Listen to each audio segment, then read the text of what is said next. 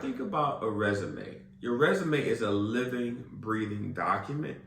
And I want to just give you just a few gems of why it's so important and also what's happening in the market.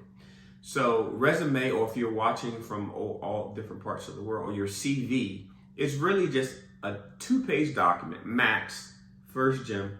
If you have a 5-page resume with every job you've ever listed, that's a mistake.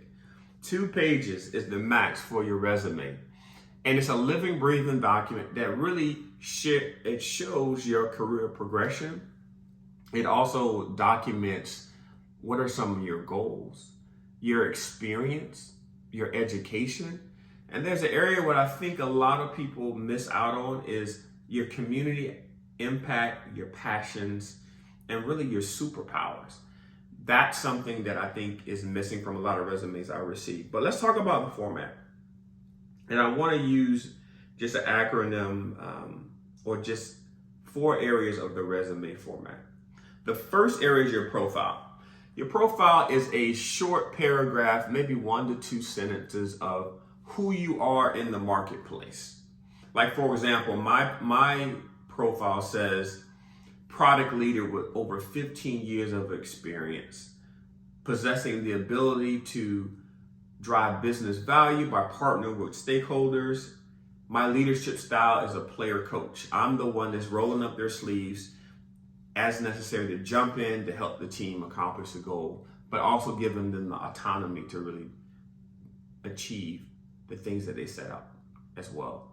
So that's just a blurb. It's probably a little bit more crisp, but off the dome, that's my profile. And why do I have that?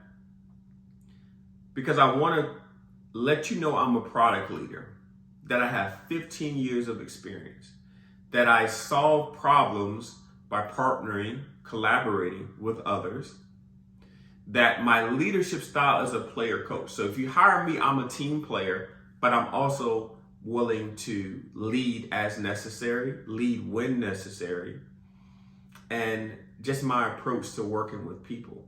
That's my profile section. Some people might say, like if I'm applying for a marketing manager job or role, I would have in my profile section, marketing manager with 8 years of experience. And why is that important? Because in the job description and the responsibility section, they're likely having the requirements for the job. They may say you must have 8 years of experience. So I put 8 years of experience on my resume. And the reason why that 8 years of experience is important, because as you're reading my resume and you're looking at the job responsibilities or description, does she have 8 years of experience? Does he have 8 years of experience? They're looking, and you're checking boxes in each of these sections. The second area is experience. So I see a lot of people, especially if you're early in your career and you don't have a lot of experience,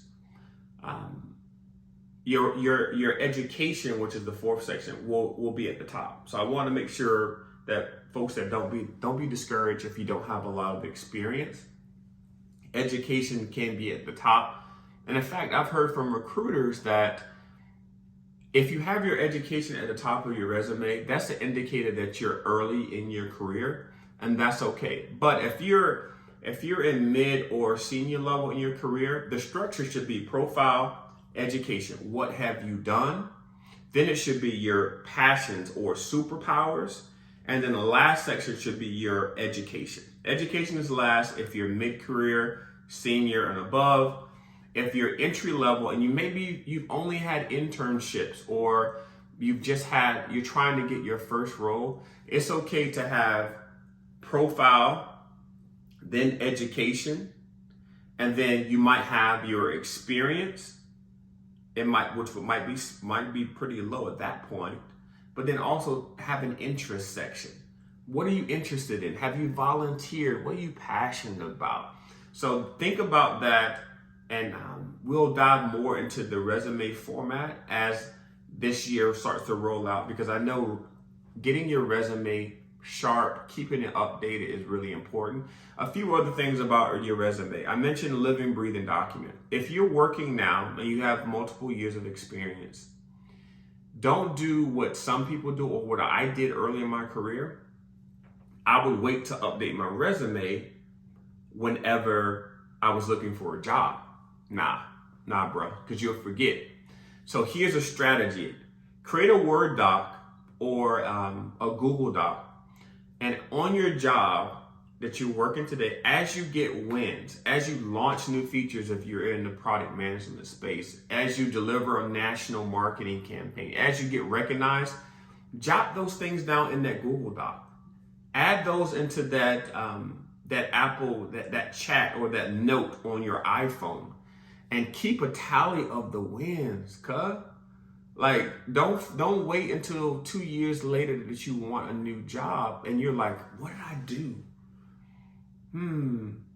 Another trick I've seen people do is on your LinkedIn profile, update the wins, but don't notify your network. There's a feature on LinkedIn where you can say, make sure that everyone sees when I update my profile, or you can take that off so that on your LinkedIn profile, you keep adding your wins. And that's important because LinkedIn is the #1 game in town. Like, that's where everything is happening. So you want to translate things from your resume to your LinkedIn and add those bullet points. So don't wait until you feel like, oh man, I think I might need to move to a new role, and then start updating your resume. You've forgotten that, man.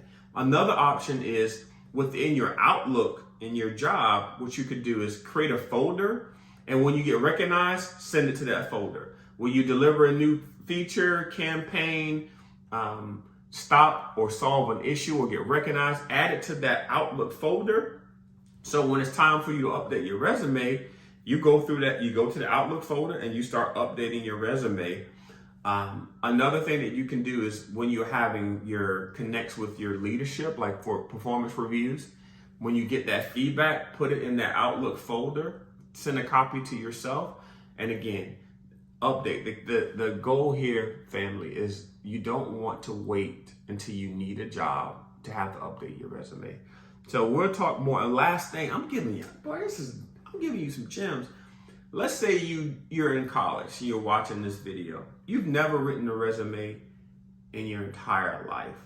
You have a project, or your teacher says, yeah, bring your resume to review next week.